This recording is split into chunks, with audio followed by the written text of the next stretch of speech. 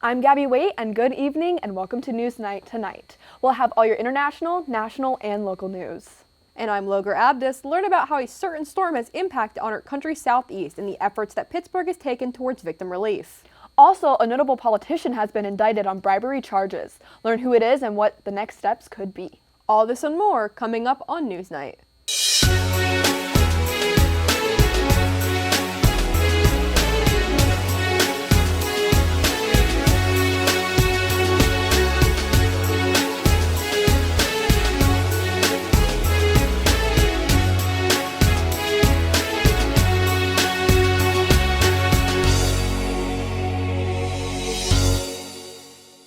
The Italian police arrested 19 people accused of ties with the Nigerian mafia group. Every individual arrested has been accused in the movement that kills the fan clubs backing Series A team Inter Milan and AC Milan. Prosecutors revealed at the press conference that the possible charges included criminalization with the use of, quote, mafia methods, extortion, assault, along with other serious offenses, end quote. In accordance to the wide investigation, the crime ring was found linked to the Nigerian mafia. Although the mafia organization is newer to Italy, investigators explain that they are to be considered and rival some of the most old and influential mafias within the country. Prosecutors revealed that the suspects have attempted to take control of the lucrative business around the Milan Giuseppe Meazza Stadium, using methods of parking, food, tickets, and even souvenir sales to make money for the mafia.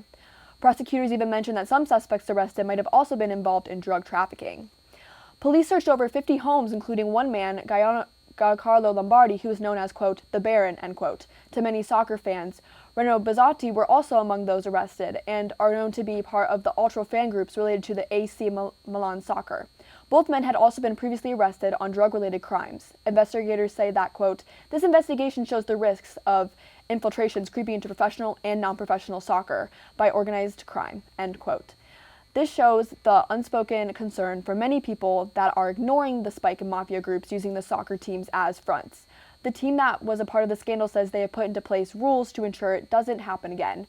However, investigators said, quote, but they will have to prove that they have severed any relation with supports, end quote. The Israeli Defense Forces announced last Friday that the longtime leader of Hezbollah was killed. Hassan Nasrallah was the Secretary General of the Lebanese terrorist organization since 1992. The airstrike targeting Nasrallah killed at least 6 people with another 91 injured. This attack is part of a larger campaign by IDF forces targeting Hezbollah after the Iranian-backed organization began firing rockets into Israel in support of Hamas. Nasrallah's assassination comes just days after United States and French leaders called for a temporary ceasefire between Israel and Hezbollah. The 21-day truce announced that the United Nations General Assembly wanted to, quote, provide future space, end quote, for further mediated talks between the two. Israeli Prime Minister Benjamin Netanyahu dismissed the idea of a truce, however, stating, quote, the policy is clear. We will continue striking Hezbollah with full force. We will not stop until we achieve all of our objectives, end quote. Hezbollah's allies in the Middle East expressed their support of the organization after Nasrallah's death. Iran's Supreme Leader Ali Khamenei sent a message to the group stating, quote, it is obligatory for all Muslims to stand proudly with the people of Lebanon and Hezbollah with their resources and help it in confronting the usurping, cruel, and evil regime, end quote. Iraqi Prime Minister Shia al-Sudani called for 3 days of mourning across the country after Nasrallah's death. Many fear that continued fighting will lead to large-scale conflict in the Middle East. Quote, it is really a question of whether Hezbollah has the capacity to launch wide-ranging missile strikes on Israel at this point, said Julian Barnes-Dacey, the Middle East and North Africa Program Director at the European Council on Foreign Relations. Quote, this could now push Iran to make a dash for nuclear weapons because they see that as their only effective form of deterrence left standing, end quote. China launched a dummy warhead in international waters, and who it's directed to has caused some confusion. Reporter Jonah Summers will clue us in on the greater implications. Jonah? Thanks, Logar. It is rare that China blasts ICBMs into international waters. Actually, the last time that they did so was in 1980, but last week they did just that. An ICBM is an intercontinental ballistic missile that traditionally is capable of traveling over 7,000 miles. The missile was carrying a dummy warhead that was a part of an annual training plan by the Chinese Ministry of Defense. The launch occurred at 8:44 a.m. and was not directed at any particular nation, Although many outlets have broken down the upcoming schedule of Chinese leader Xi Jinping, it would not make sense if Jinping were to go after an EU nation. Now, the test does come within just weeks of Jinping's meeting with U.S. President Joe Biden.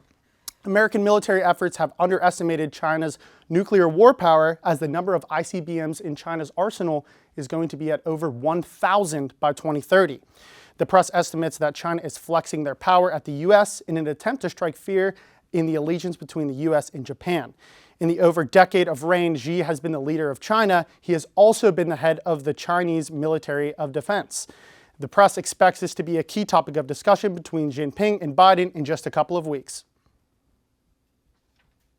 Taiwan has erased restrictions on Japanese food imports. The items that bans have been lifted from are foods like wild bird, meat, and mushrooms from 5 regions, including Fukushima, which will require radioactive material inspection reports. Taiwan's Food and Drug Administration posted a notice last week that states important rules are revised and will take effective immediately.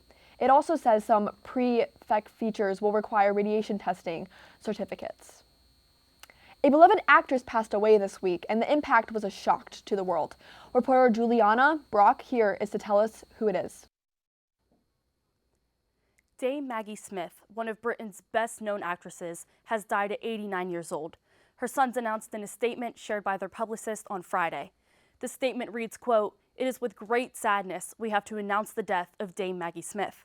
She passed away peacefully in hospital early this morning, Friday the 27th of September. An intensely private person, she was with friends and family at the end," end quote. Smith leaves behind 2 sons and 5 grandchildren.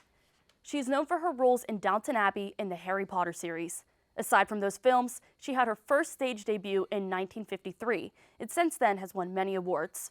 Her first Academy Award for Best Actress was won in 1969 for The Prime of Miss Jean Brodie. Smith was made a Dame Commander by the British Empire in 1990 and has been known as Dame Maggie Smith since. She was an actor loved by many and became a role model for her many followers. Smith is a soul who will never be forgotten. The murder of a Pakistani doctor by police has brought to light a pattern of religious violence. Recently, the nation has seen the deaths of Pakistanis killed by officers due to accusations of insulting Islam. While blasphemy is a legal crime punishable by death, it has become normal for mob lynchings of the offenders or police-facilitated crimes to happen before a trial can take place. Rights activists are becoming fearful with the news of at least 2 police murders this month. On the other hand, Islamic groups are commending officers as heroes for defending their religion. Coming up, learn about a hurricane that swept to the south, and hear about how Georgia overturned a pressing topic throughout the states. Find out which when we return.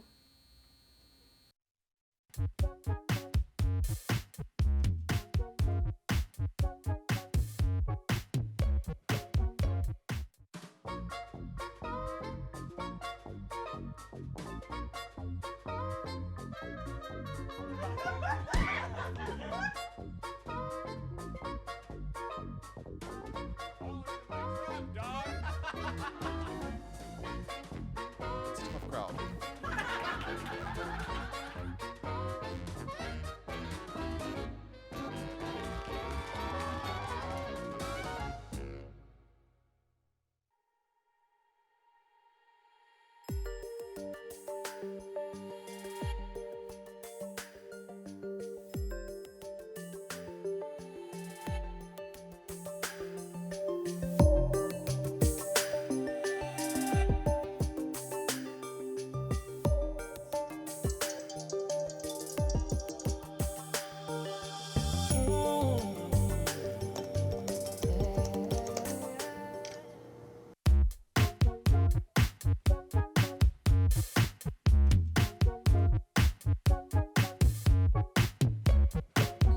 The New York City Mayor, Eric Adams, has been indicted with 5 federal charges.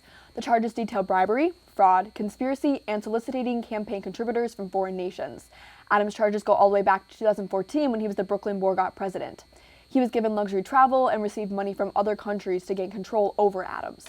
And where Adams received money from a Turkish government official, the indictment says, quote, Adams pressured the NYC Fire Department to open a Turkish consultor building without a fire inspection, end quote. News of the indictment was reported Wednesday night. However, Adams left unaware of this report and was in a great deal of shock to see the police at his door Thursday morning.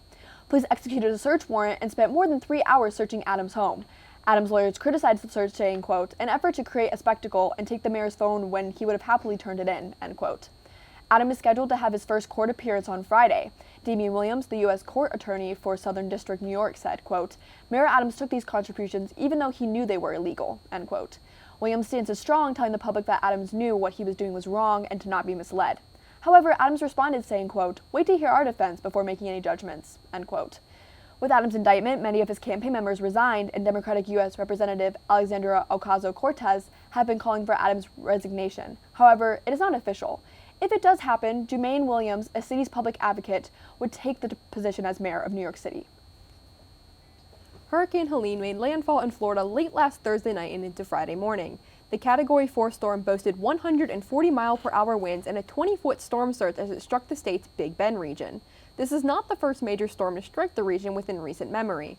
Just last year, Category 4 Hurricane Idalia struck the region with comparable force. Over 175 deaths were reported by officials in 6 states as Helene traveled northward.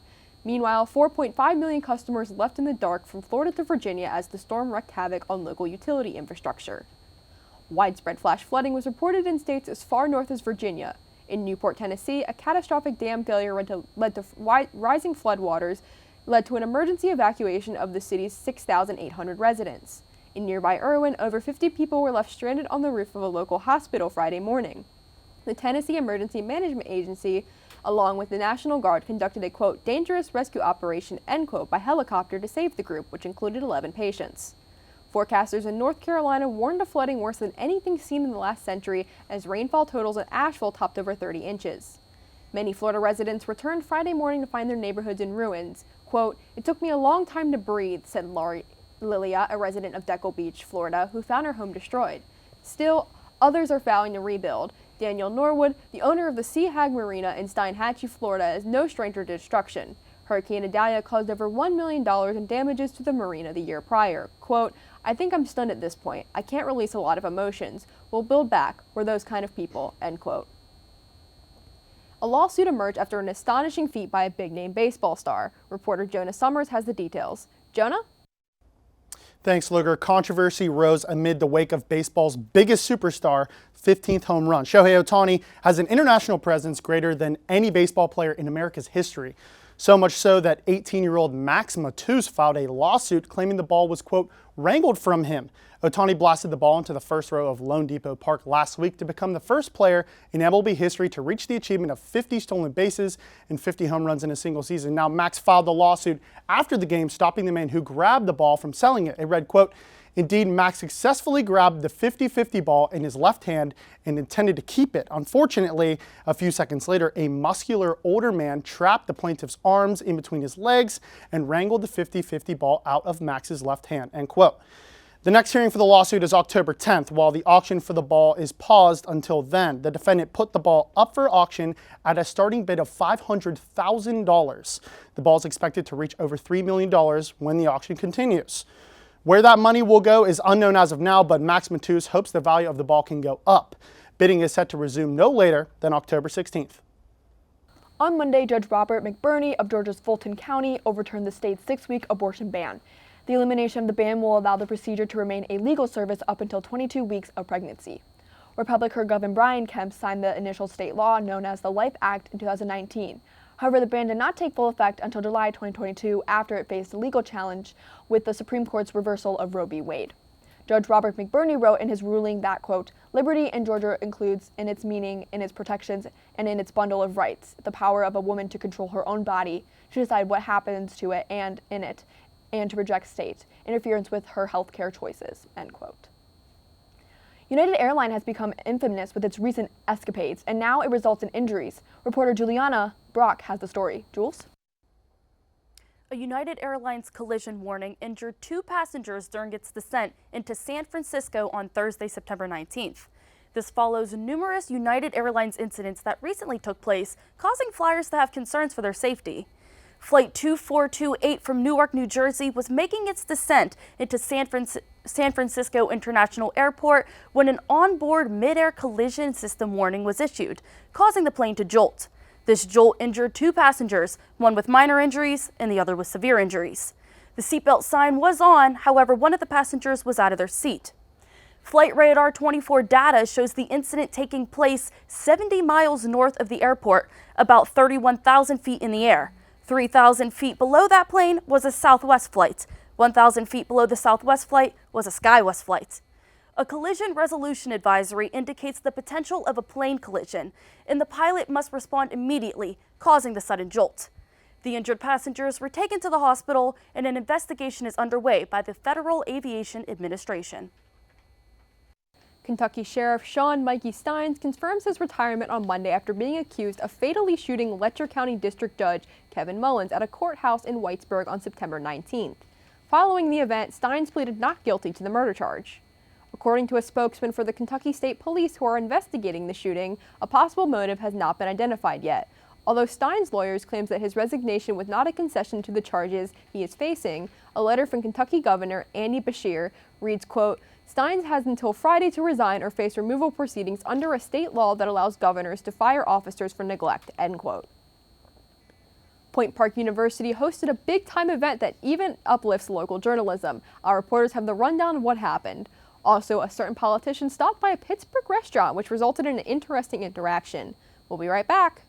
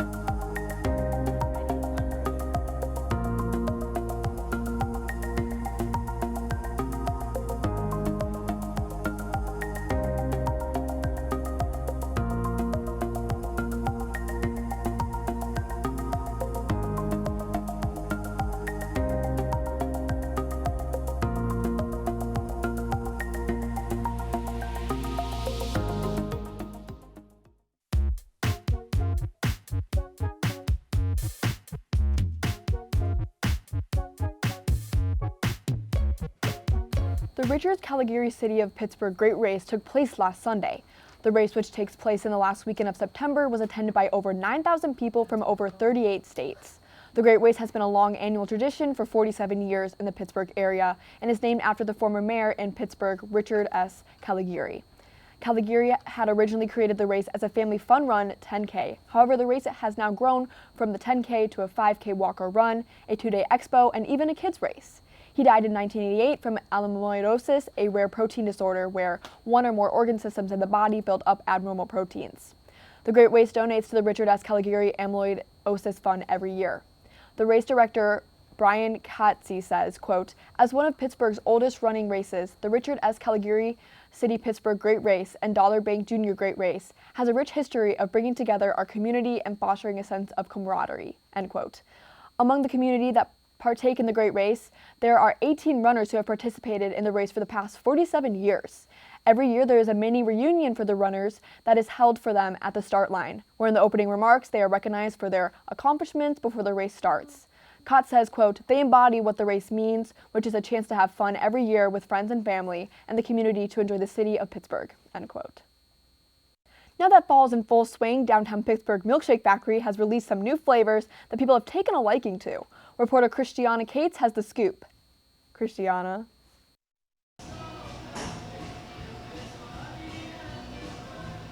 On 5th Avenue, right in the heart of downtown Pittsburgh, lies the Milkshake Factory. To Pittsburghers, it's a special place to visit. The franchise began in 1914 by Greek immigrants Charlie and Arania. At the time, it was known as just a chocolate shop with a soda fountain. Today, the store offers a lot more items like its signature milkshakes.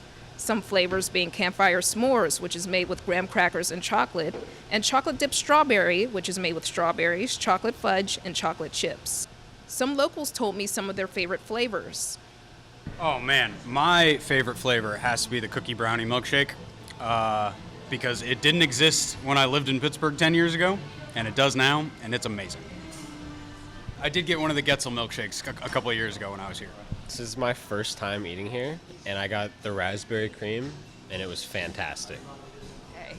And what do you think of it? Do you think it's like iconic? Because it's always in the media, like lots of sports people like collaborate with them. Jake Getzel from the Penguins. What do you think about that? I just saw them popping up around Pittsburgh the past few years. I'm from the South Hills, like 30 minutes outside the city, and there's one right down the street from my house, and I still never tried it. I try to eat healthy, so I just got around to it, but I enjoy it. It was really good.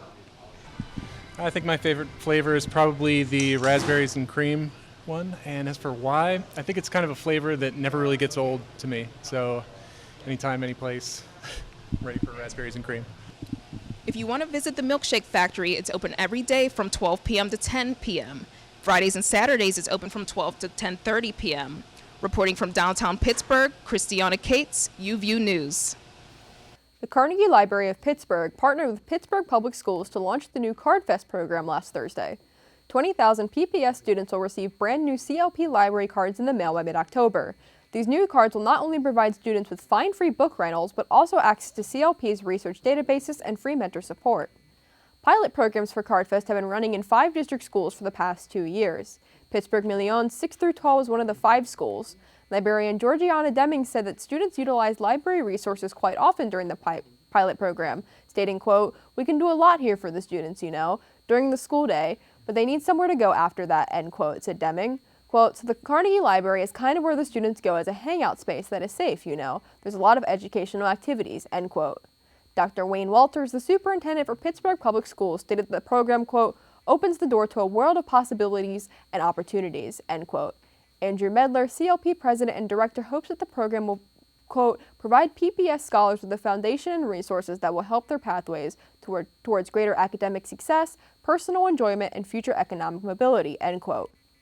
Pittsburgh Mayor Ed Gainey attended the launch ceremony at Pittsburgh Million 6 through 12 Thursday morning. Quote, "The libraries provide opportunity every single day that whatever you choose to do with your life, you can find out who came before you, read about what's going on," said Gainey. "Because if you understand the power of being a student for life, then you will find love in what you read," end quote. New developments are happening in Pittsburgh. Not only has the beloved gas station Sheetz has new products available, but Pittsburgh International Airport is now offering flights to a specific country. Reporter Jillian Musser has the details. If you're in need of a new travel destination, Pittsburgh International is now offering flights to Iceland. In less than 6 hours, passengers can take a direct flight to Europe. Icelandair, back in May, began to offer flights to Keflavik, an international airport. Iceland has not only seen a boost in tourism as a result, but also as a connecting flight to other European destinations. Icelandair, alongside British Airways, allows traveling to Europe more accessible to Pittsburgh. Data from May and June show that the top visited countries were the UK, Germany, and France, according to Bob Kurlek, Director of Public Affairs for Pittsburgh International Airport. 4 flights a week are offered by Icelandair until October 27th. Flights to Iceland will not be offered during the winter months. Seasonal operation will begin again in May of 2025. Your round-trip economy ticket to Iceland will cost around $720, but upgrading to first class will average around $3,000. The first class ticket, despite the price, includes traveler perks such as 2 checked bags, a fast pass through TSA, and luxury airport lounges, causing travelers to favor the first class experience. Kurlik projects the Pittsburgh-Iceland route will provide around $9 million in annual economic funding to Iceland. Kurlik told the Pittsburgh City paper, quote, "The nonstop flight from Pittsburgh to Iceland has been very popular with passengers, and the feedback we've received is that it's the most convenient way to get to Iceland," end quote. Pennsylvanians no longer have to go to a state store in order to partake in their favorite canned cocktails. As of last week, businesses ranging from gas stations, bars, grocery stores, and beer distributors can apply for permits to sell the beverages. Since late September, over 280 of the popular Pennsylvania gas station Sheetz is now selling your favorite canned cocktails. Some restrictions will still apply. The drinks cannot be sold after 11 p.m. and can contain an alcohol content no higher than 12.5%. Consumers are able to purchase at max 192 ounces, the equivalent of a 12-pack of 16-ounce cans. Legislative analysis predict that by the year 2028 to 2029, the state will see a $35 million annual revenue from the ready-to-drink cocktails. The new permit is a result of Governor Josh Shapiro signing House Bill 829 into law this summer on July 15th. The bill, introduced by Allegheny House Representative Matthew R. Gurgley, will also allow for other changes to the Pennsylvania Liquor Control Board, including happy hours being extended from 14 hours a week to 24 hours a week. Bill Shaner, owner of Pittsburgh distributor Hampton Beer Outlet, told KDKA how it will exactly affect the overall business on a local level. Quote, "There's a wide variety of things that we'll be able to carry. It's over 100 products that are being available to us. It's definitely going to be an asset, and probably the most important thing from customers is going to be the convenience of having a one-stop shop," end quote. Republican vice presidential candidate J.D. Vance was denied entry into Northern Versailles Primanti Brothers this past Saturday. Patreon said that the restaurant manager ran outside to prevent Vance's entry, accused him of trespassing, and threatened to call the police. In a statement, Primanti Brothers said Vance was not barred from entering for political reasons, but due to confusion among staff.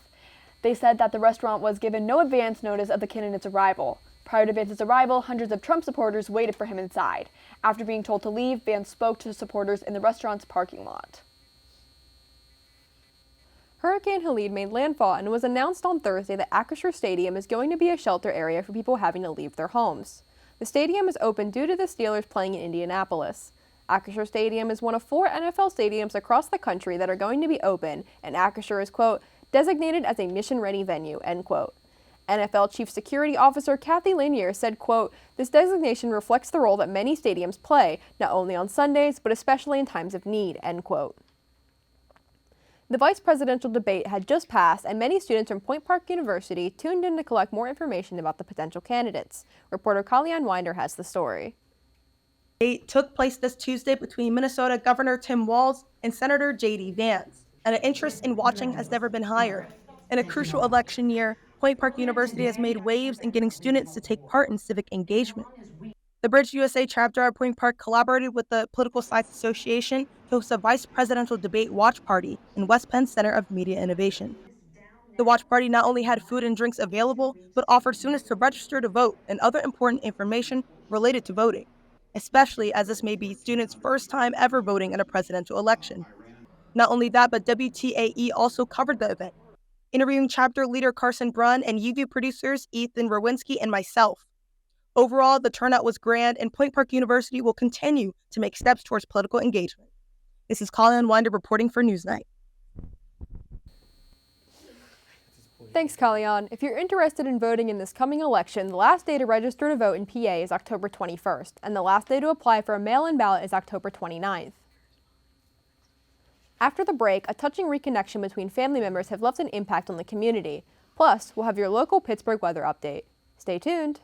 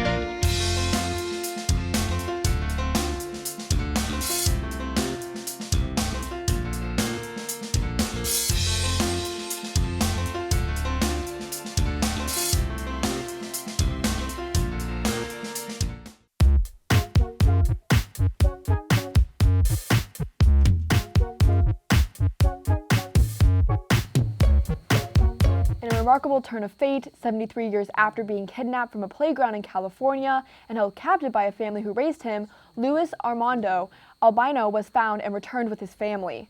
Luis was found after his niece, Aaliyah Quinn, took a DNA test. Unfortunately, this reunion came too late for his mother, who passed in 2005, but he was able to reunite with his brother Roger before he passed earlier this year. Aaliyah wants to share her inspiring message with families who are going through a similar situation, quote, "Don't give up."